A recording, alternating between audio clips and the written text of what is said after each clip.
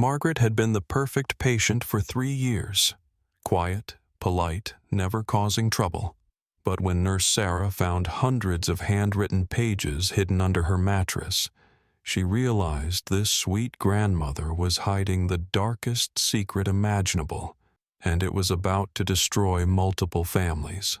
But here's what makes this story even more terrifying. Margaret wasn't just a witness to this crime.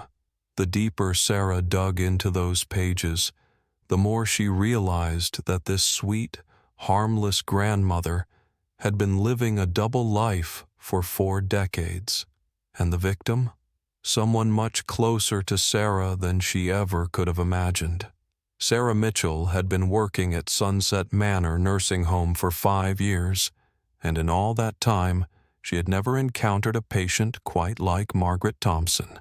While other residents complained about the food, demanded attention, or caused various disruptions throughout the day, Margaret remained a model of grace and gratitude.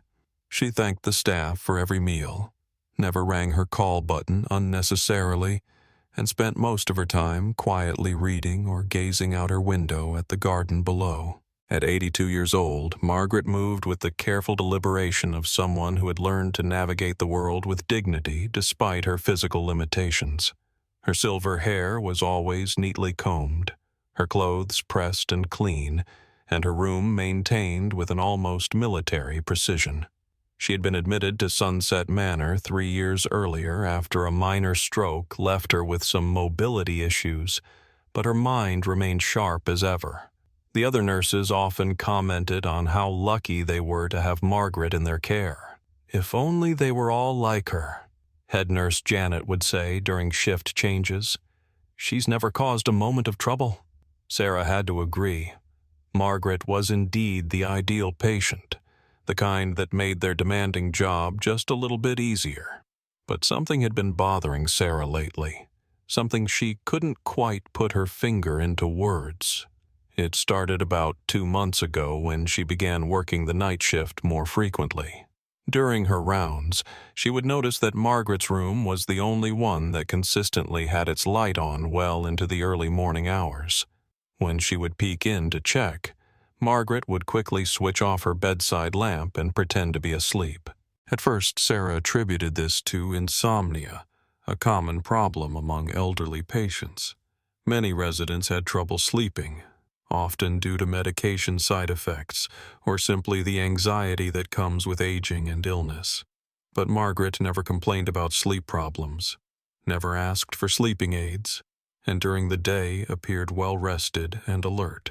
The mystery deepened when Sarah began to notice other small inconsistencies in Margaret's behavior. She would catch glimpses of Margaret hastily sliding papers under her pillow when someone entered her room. When Sarah offered to help organize Margaret's belongings during weekly room cleanings, the elderly woman would politely but firmly decline, insisting she preferred to handle her personal items herself. Most puzzling of all was Margaret's reaction to certain topics of conversation. While she was generally talkative and engaged when discussing books, gardening, or current events, she would become noticeably quiet and withdrawn whenever conversations turned to local history or news about missing persons cases that occasionally appeared on the television in the common room. Sarah began to pay closer attention to these patterns, though she couldn't explain why her instincts were telling her that something was amiss. Perhaps it was her background in psychology. She had originally planned to become a therapist before switching to nursing. That made her sensitive to subtle behavioral cues. Or maybe it was simply the result of years spent caring for elderly patients, learning to read the signs when something was troubling them even when they couldn't or wouldn't express it directly. The breakthrough came on a particularly busy Tuesday night in October. Sarah was rushing through her rounds, checking on patients and administering late-night medications, when she heard a soft thud coming from Margaret's room. Concerned that the elderly woman might have fallen, Sarah hurried down the hallway and gently knocked on the door before entering. Margaret was sitting on the edge of her bed, fully dressed despite the late hour, with what appeared to be a thick stack of papers scattered across the floor around her feet. Her face was flushed, and she seemed unusually agitated, a stark contrast to her normally composed demeanor. "Oh, Margaret, are you all right?" Sarah asked, rushing to help gather the papers. "I heard a noise and wanted to make sure you hadn't fallen." "I'm fine, dear," Margaret replied quickly, her voice carrying a tension Sarah had never heard before. "Just knocked over some old letters. Nothing important." But as Sarah knelt down to help collect the scattered pages, she couldn't help but notice that these weren't letters at all. They appeared to be handwritten notes, filled with detailed observations, dates, and what looked like descriptions of events. The handwriting was shaky but legible, covering both sides of each page in meticulous detail. Margaret moved with surprising speed for someone her age, snatching the papers from Sarah's hands before she could read more than a few fragmentary phrases. But those brief glimpses were enough to catch Sarah's attention. "Saw him put the shovel back in the shed. Blood on his shoes when he came back. She never came home that night." "Margaret," Sarah said gently, standing up and placing a comforting hand on the older woman's shoulder. "Are you sure you're all right? You seem upset about something." For a moment, Margaret's carefully maintained facade cracked, and Sarah saw something in her eyes that she had never seen before, a mixture of fear, guilt, and desperate longing. It was the look of someone carrying a burden too heavy to bear alone.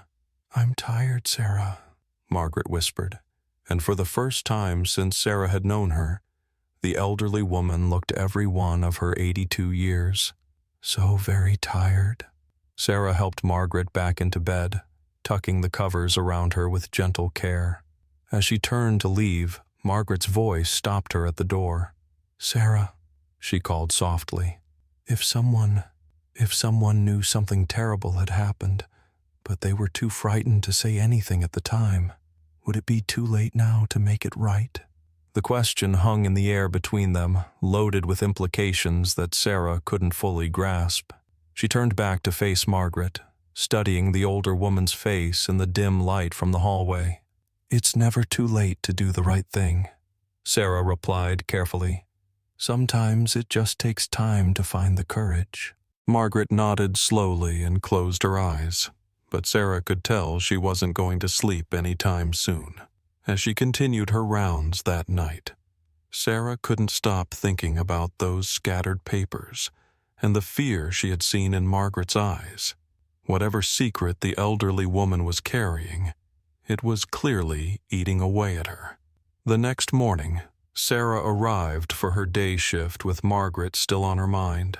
She went about her usual routine, checking vitals, distributing medications, helping patients with their morning care, but she found herself watching Margaret more closely than usual.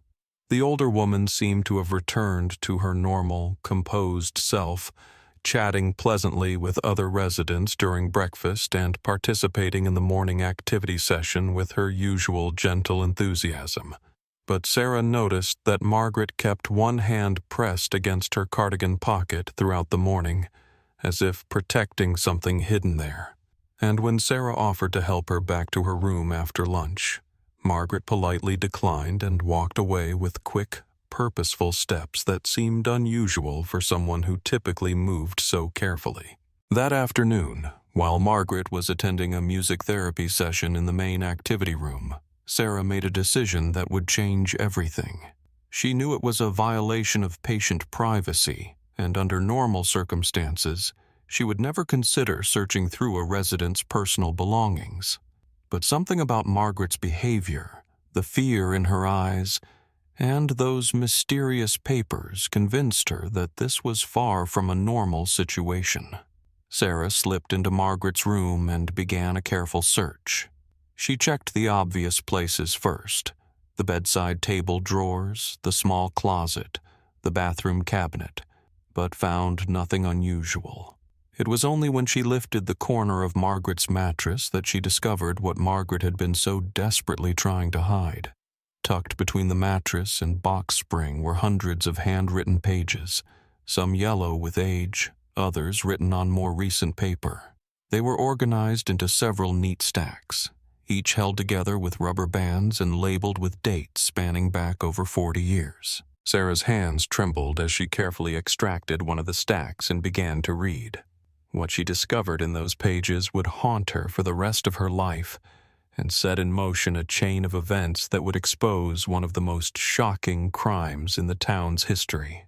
The first page Sarah read was dated October 15th, 1984, written in the same shaky handwriting she had glimpsed the night before, though the script appeared steadier and more youthful, clearly written decades earlier.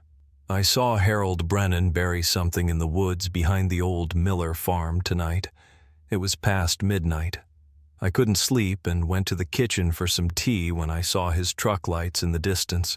He had a shovel and what looked like a heavy bundle wrapped in plastic. I watched from my bedroom window as he dug a hole near the old oak tree. When he came back to his truck, there was mud on his clothes and his hands were shaking.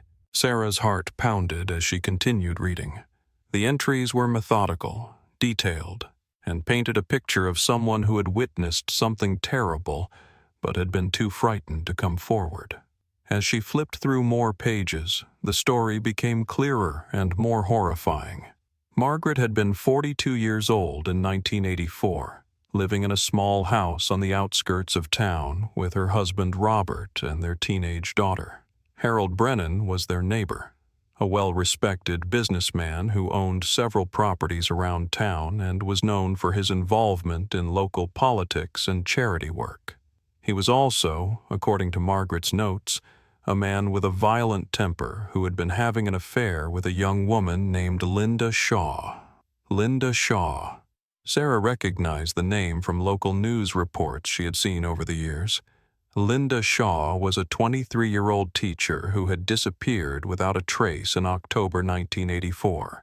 Her case had become one of the town's most famous unsolved mysteries, generating newspaper headlines and police investigations that gradually faded as leads dried up and other crimes demanded attention. According to Margaret's detailed observations, Linda Shaw hadn't simply disappeared.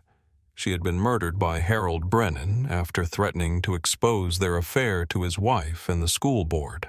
Margaret had witnessed not just the burial, but a series of events leading up to Linda's death that painted a clear picture of premeditation and murder. The entries described heated arguments between Harold and Linda that Margaret had overheard through her bedroom window, which faced the Brennan property.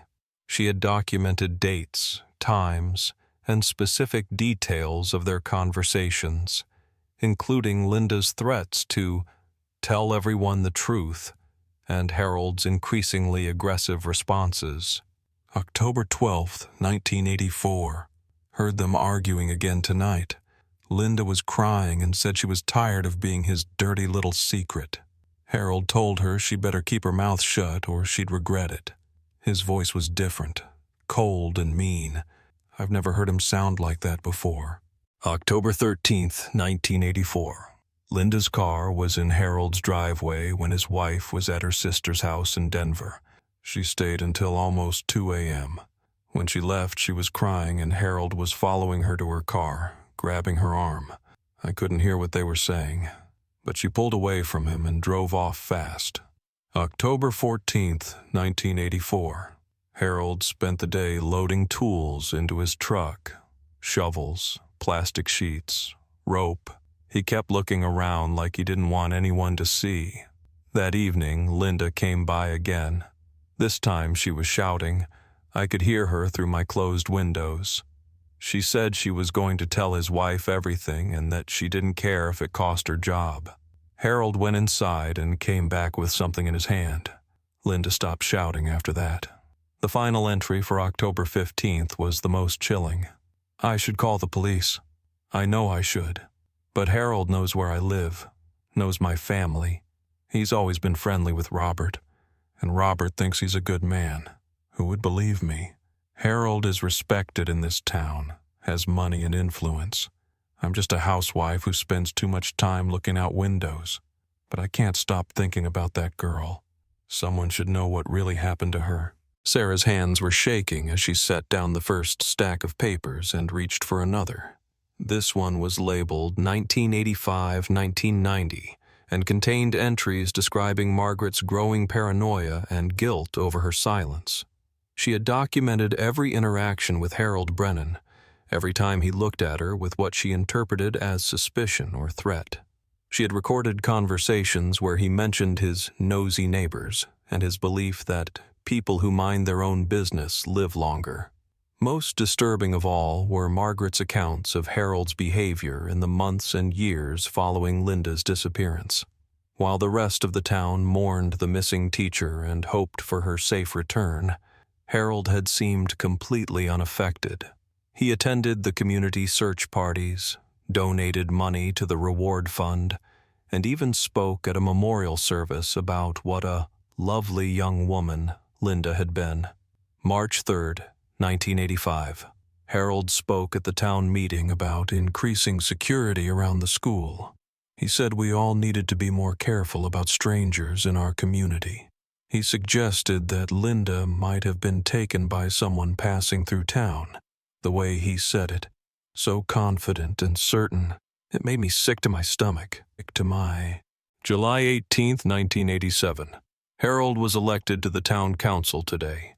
Robert congratulated him and said the town needed more good men in leadership positions. I excused myself and threw up in the bathroom. How can everyone be so blind? As Sarah continued reading, she began to understand the full scope of Margaret's torment. The elderly woman hadn't just witnessed a murder. She had spent 40 years watching the killer be praised and honored by the very community he had betrayed. She had attended town events where Harold gave speeches about safety and morality, had watched him receive awards for his charitable contributions, and had endured decades of friendly conversations with neighbors who held him up as an example of civic virtue. The later entries revealed how this knowledge had shaped Margaret's entire life. She had become withdrawn and anxious, constantly worried that Harold suspected she knew his secret. She had discouraged her daughter from participating in school activities that might bring her into contact with Harold, and had eventually convinced her husband to move to a different part of town for a change of scenery. September 12, 1995, saw Harold at Jenny's graduation ceremony. He was sitting 2 rows in front of us, applauding and smiling like any proud community member. During the reception, he came over to congratulate Jenny and tell Robert how proud he should be. I couldn't look at him. My hands were shaking so badly I had to put down my punch cup. How does he sleep at night? How does he look at himself in the mirror? The most recent entries, written during Margaret's time at Sunset Manor, revealed a woman finally reaching the breaking point. Her husband had died 2 years earlier, and her daughter lived across the country with her own family. Margaret was alone with her secret, and the weight of it was becoming unbearable. June 3rd, 2024. Watch the news tonight. Another young woman is missing from the next town over. Pretty blonde teacher, just like Linda. The police chief was interviewed, said they're looking into all possibilities, checking for connections to other unsolved cases. Part of me wants to call them, to tell them to look in the woods behind the old Miller farm. But Harold is still alive, still has friends in high places. What if they don't believe me? What if he finds out I talked? June 15th, 2024. Can't sleep anymore. Keep thinking about Linda's family, how they never got to bury her properly, never got answers. I'm 82 years old. How much longer do I have? Can I really take this secret to my grave? July 2nd, 2024. Decided to write it all down. Everything I saw and heard. If something happens to me, maybe someone will find these pages and finally give Linda Shaw the justice she deserves. Maybe it's not too late to do the right thing. Sarah sat on Margaret's bed, surrounded by decades of carefully documented evidence, feeling overwhelmed by the magnitude of what she had discovered. This wasn't just the ramblings of a confused elderly woman. These were the detailed observations of a reliable witness to one of the most infamous unsolved crimes in the area's history.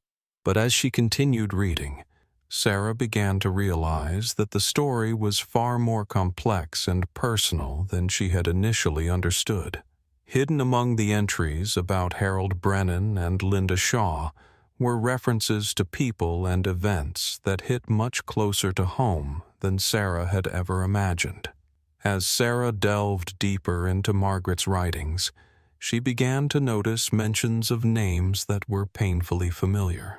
The most frequent reference was to someone called Detective Shaw, a police officer who had apparently worked on Linda's missing person case with unusual dedication and persistence. November 15th, 1984.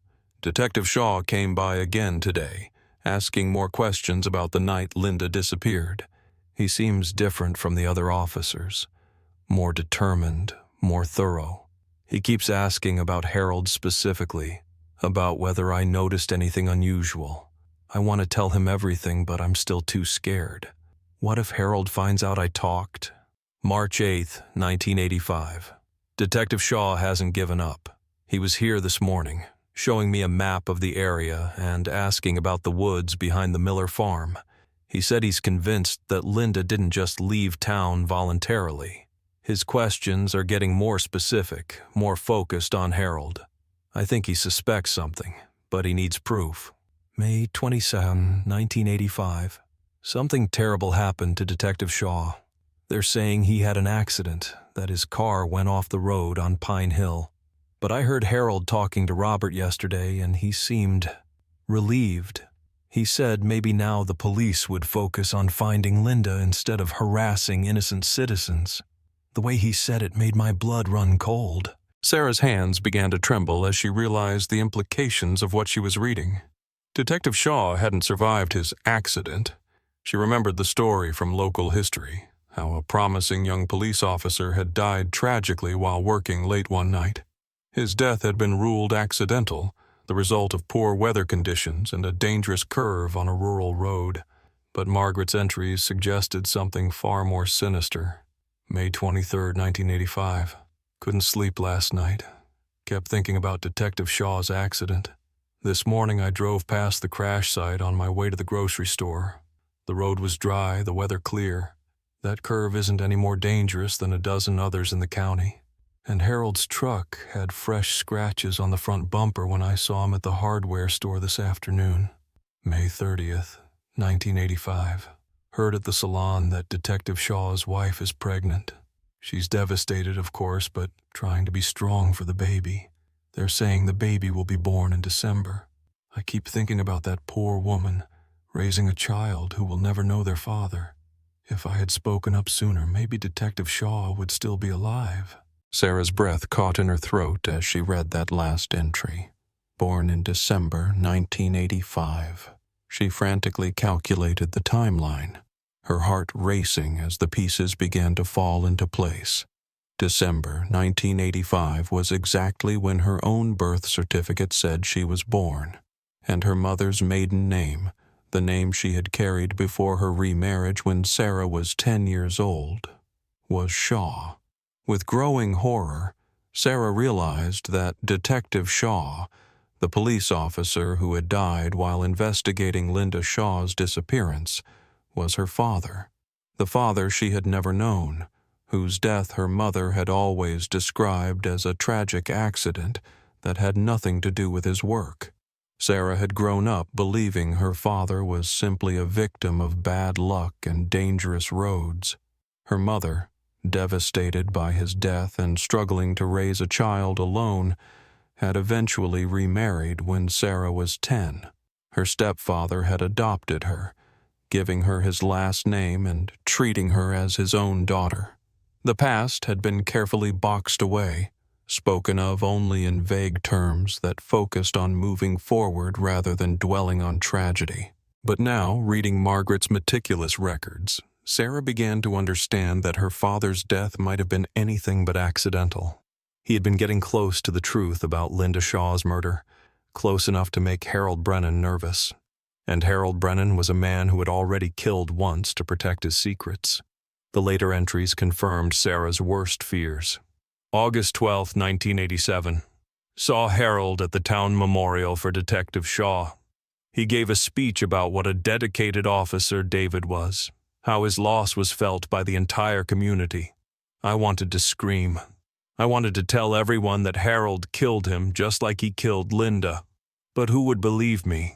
Harold is on the town council now, respected and trusted, and I'm still just a scared housewife with no proof except what I saw from my window.